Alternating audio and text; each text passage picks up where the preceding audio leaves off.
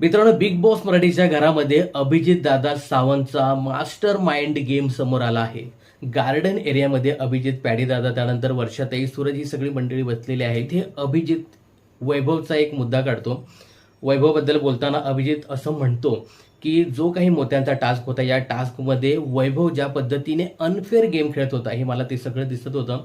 म्हणून मी त्याला फ्रंटवरती खेळायला सांगितलं, मुद्दाम फ्रंटला खेळायला सांगितलं, कारण वैभव जे काही चिटिंग करत होता ही मलाही दिसत होतं आणि ही जी चिटिंग आहे ती अख्ख्या महाराष्ट्राला सुद्धा बघू दे.